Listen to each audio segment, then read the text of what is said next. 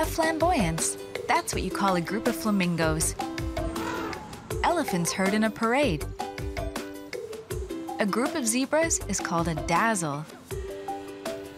Whatever the name, being part of a group has advantages. Hanging with the herd fends off predators, helps with mating, and sometimes it makes it easier to bring up baby.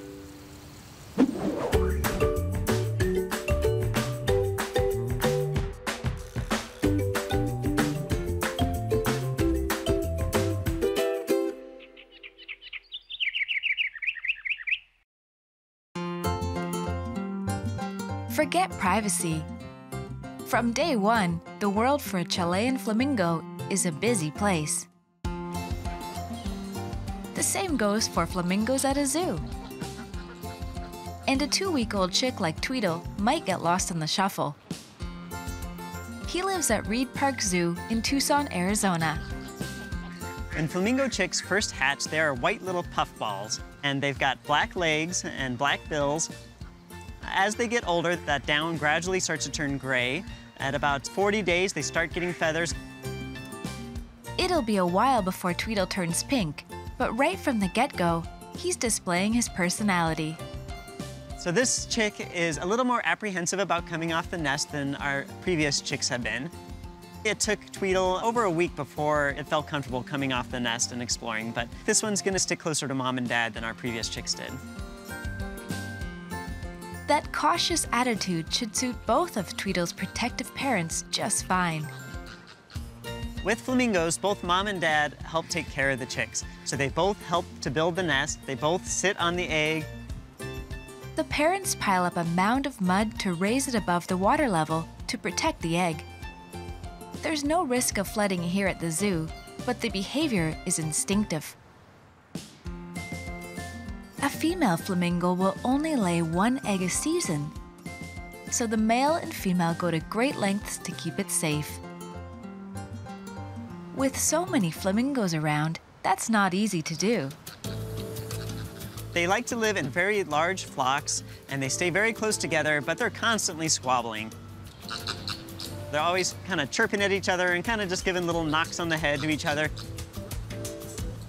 While a crowded group life may lead to squabbling, the flamingo's mating ritual, especially in the wild, is a striking display.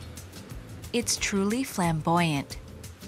For flamingos to have successful breeding, they have a very weird behaviors that they do as a flock. So they march around, they do these wing salutes, they do a thing called head flagging, where they all turn their heads at the same time.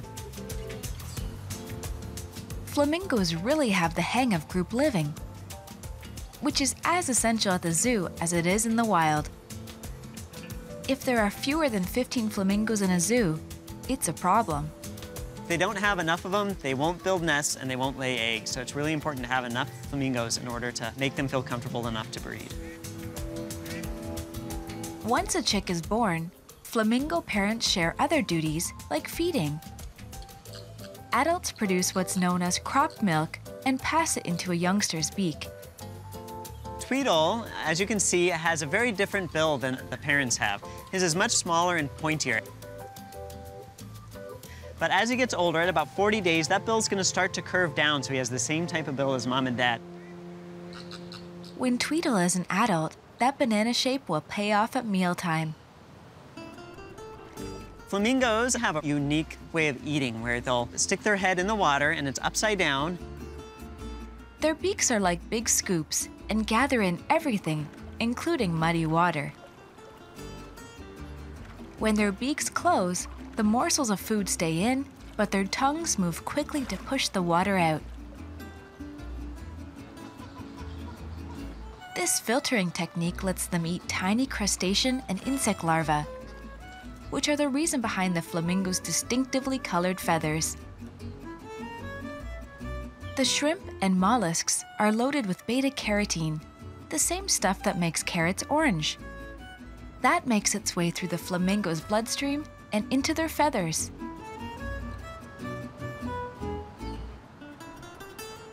The zoo can only give them some of the same food they'd find in the wild, so they also have a supplement. There's a very special diet that we buy that's specifically for flamingos, and this has all the nutritional things that they need in it, as well as the same type of pigments in it that will help keep them pink. Becoming and staying pink are important, especially for the males. Pale flamingos are not as attractive to females as really pink flamingos. Tweedle won't turn pink for at least a couple of years, but he is developing another hallmark of flamingos, the one-legged pose.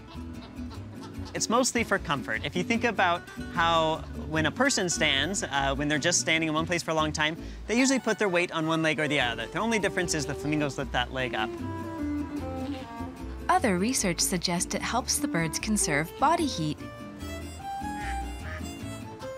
Tweedle's a quick study, but he's still timid. While another flamingo waits for her egg to hatch, little Tweedle stays close, under the watchful eye of his parents. As close as Tweedle can get.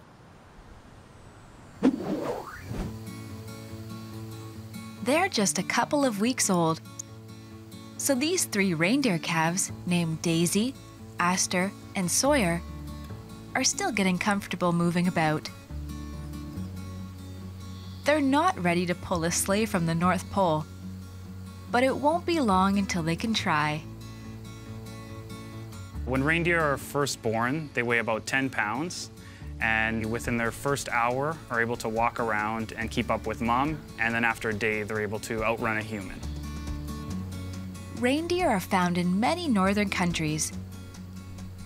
The ones at the Assiniboine Park Zoo in Winnipeg, Manitoba, are Eurasian tundra reindeer. In North America, they're also known as caribou. One of the most important instincts Daisy, Aster, and Sawyer will develop is to shadow their mothers. In the wild, the babies need to learn herd mentality so that they know to stay with the herd, since there is safety in numbers. They'll go between cycles of walking around to look for a different grazing area, and then they'll switch into a resting mode, and they all tend to follow one leader. Reindeer or caribou herds head north in the summer. That's when they're drawn to the tundra, which is lush with grasses and plants. It's a massive migration, a journey of hundreds of kilometers. Reindeer stand out in the deer family for other reasons too. They are the only species of deer in which females can have antlers. Both male and female babies will start developing their antlers within 2 to 3 weeks of being born. And when they first start out, they'll just be little nubs that's on the top of their head.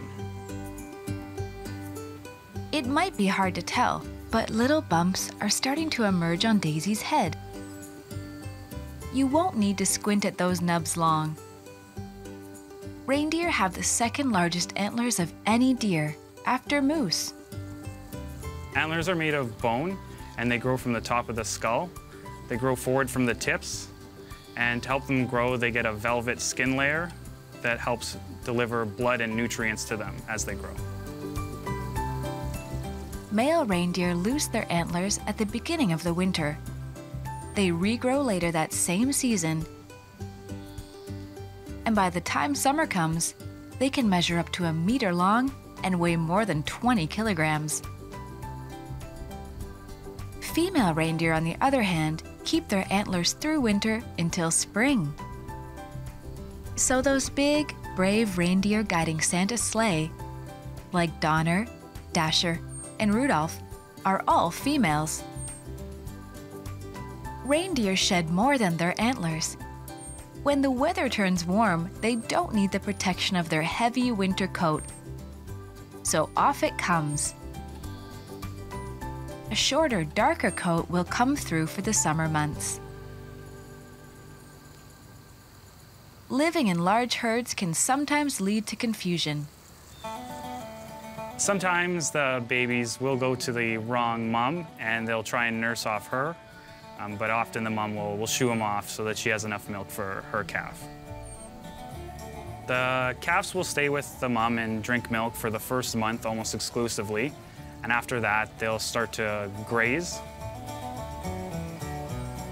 Sawyer is a hungry little thing. Reindeer milk will take care of that. It's one of the richest milks of any land mammal.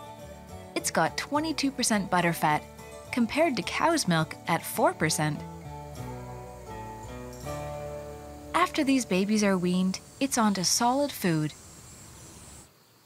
In the wild, that means lichens. The snow will cover the lichens that they eat, and they have to be able to detect where they are in order to dig down to get to them. A very good sense of smell helps the reindeer find the buried food. But there is another helpful adaptation that scientists believe is unique to this mammal. Reindeer have special vision, which allows them to better see lichens in the dim light of the Arctic winter. Recently, scientists have discovered that reindeer can see UV light. Their keen eyesight also helps them avoid competition. The UV light will help them see traces of pea or fur, which will allow them to see if there's other reindeer in the area that might be competing with them for food, or it'll help them better pick out predators such as wolves that are camouflaged in the snow. Daisy, Aster, and Sawyer are happy just to see Mum. When they wake up and they notice they're a little bit further from Mom, they'll start crying for Mom, making a honking sound to get her attention. These little calves will grow up quickly. Until then, sticking with Mum is a wise step.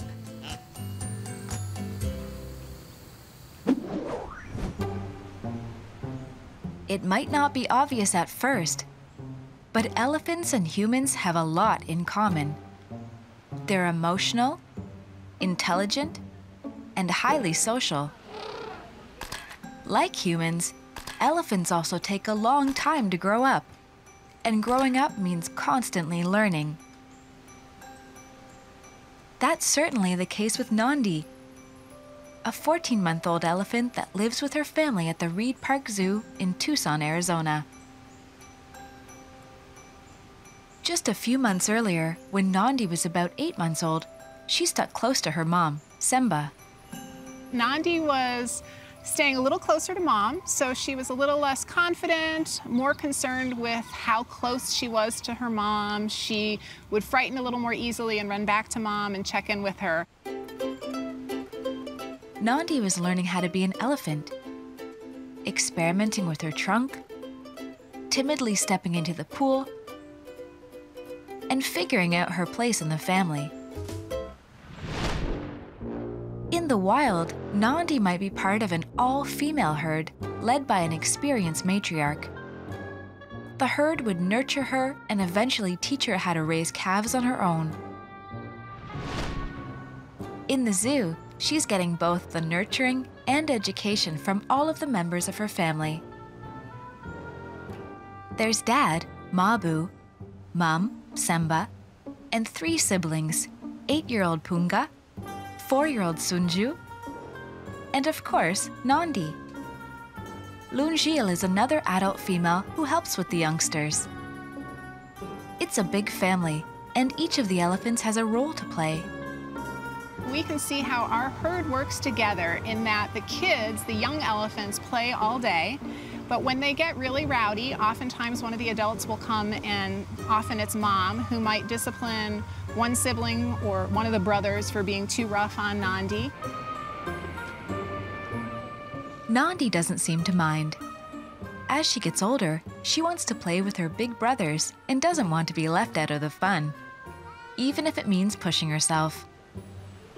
The pool's a little bit frightening to a baby elephant initially, and so she's becoming brave, curious, and independent swimming on her own. Her family's showing her the ropes. She's learning from them, just like human babies do. So Nandi's learning how to interact with her environment in part from her siblings and her mom, so she does watch them and she mimics them. And then the other thing that's interesting is because she's curious, she tries new things. And sometimes they work, and sometimes they don't. Playing increases her confidence, but she's also just more sure-footed. She runs more smoothly, flaps her ears more confidently, and some of that is just growing into her body. Nandi can also use her feet to communicate. Researchers know that elephants in the wild can send and receive messages through very low-frequency sounds. These also travel as vibrations through the ground. So an elephant across the savanna might send a warning call, and another might hear it, but also get the news through a rumble it feels through its feet or trunk. At the zoo, Nandi and her family are close together, but they still communicate in the same way. They also do have lots of vocalizations that we can't hear, so sometimes we'll watch their behavior and we suspect that they're rumbling at these low frequencies that we can't hear, and they're saying something to one another based on their body postures. Just as human babies become more nimble with their fingers, elephants become more agile with their trunks. Nandi's trunk, when she was a very young elephant, it was as though she had a spaghetti noodle hanging from her face. When she would run, it would just flop around, where now she really is becoming quite skillful at using it. Nandi's trunk is now less spaghetti and more of a fine tool that can help her get what she wants. That's because a network of muscles gives her incredible control over her trunk's movements. Nandi and her mom use their trunks to stay in touch. Sometimes Semba gives Nandi a friendly nudge. Other times, they share food. So, Nandi's trunk is a nose, a hand, a voice, and a straw, all in one. And her mom's is still an occasional blanket. Nandi still has a lot of learning to do. But now that she's 14 months old, it's easy to see the changes. She's become much more independent and curious and charges right ahead of mom and doesn't worry about how close her mom is following her. But she's still a toddler. And, like all toddlers, she knows exactly where mom is when she needs her.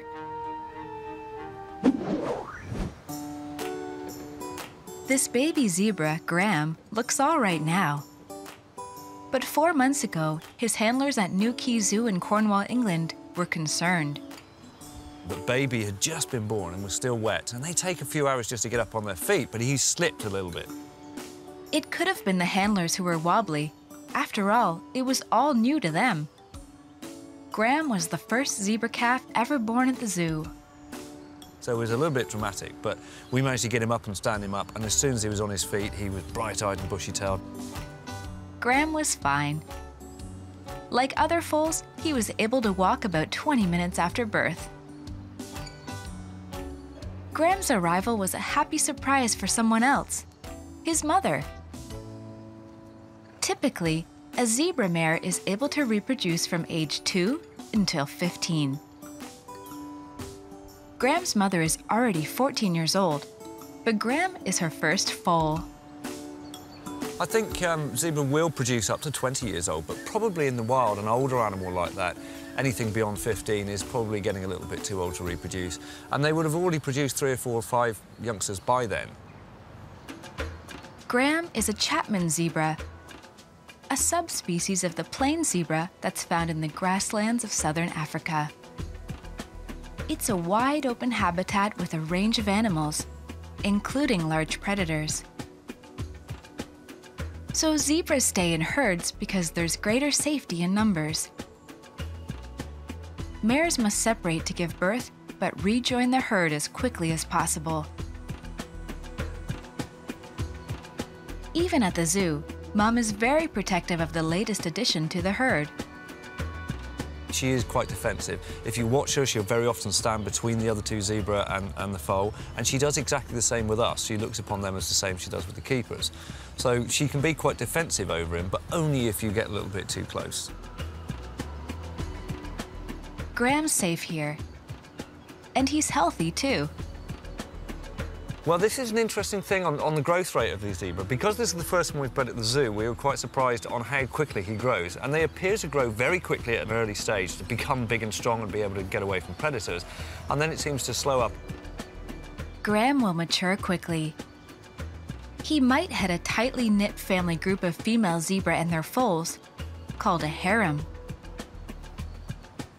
For now, Graham is getting along just fine with the other zebras in the zoo. Zebra's very sociable. He's mixed very well with the other girls, the other female zebra in there. He's also getting used to other species that he would encounter on the savannah. We have wildebeest and Inyala antelope, but so far we haven't mixed them. We're very careful when they're very young to actually be, not to mix them too much with the other animals. He has actually mixed with the Inyala antelope, which are quite calm, but the wildebeest can be difficult. So far we're just holding back a little bit. Graham will eventually mix with them. Wildebeest are a natural partner in the wild, essentially traveling companions. Large herds of them actually migrate with wildebeest and other antelope, and they follow the rains. As the rains go and the rich grass is ahead of them, then they graze it all the way and then come back again. For zebras, wild or captive, eating grass or hay is about quantity, not quality. Zebra actually graze constantly. They don't eat lots and lots of rich food. In the wild, it's very seasonal. You get a dry season and a wet season, and they'll put a lot of weight on, and the foals are often born in the wet season. In captivity, we have to try and replicate that. Certainly this time of year, this is in their austere time of the year where there isn't a lot of great grazing. So we basically feed them on good quality hay and very little else. At 2 weeks of age, Graham started to chew grass. The grazing with the youngster actually has surprised us, because at 2 weeks old, we noticed that he was picking at grass and starting to eat a little bit. And this was a little bit of a concern, because from the keeper's point of view, they had to ask the vet, you know, is this normal? Because is he getting enough milk? Is he looking for other food? And apparently with all equids, including domestic equids, they do start to pick at grass from 2 to 3 weeks old. It doesn't mean to say they're getting lots of nutrition from it. It just means that they're starting to pick it out of the ground. And what about Graham's stripes? There are many theories about why zebras are striped. The most common one is that they act as a type of camouflage. Basically, large herds of zebra will all run together, and it's very difficult to distinguish the one end of a zebra from the other in a large herd. But in fact, new research suggests that a zebra's stripes might be a deterrent to biting flies, which can spread diseases. Scientists have found that hungry flies find them unappealing to land on. They think it has to do with the way the fly's eyes see the tight striped pattern. Researchers may never get to the bottom of this mystery, but Graham's stripes will continue to dazzle anyone who sees him. These baby animals all need to live within large groups in order to survive. Sometimes it's essential for mating. Other times, it's a good defense strategy. Big families can also help to raise little ones. For these animals, social living is simply second nature.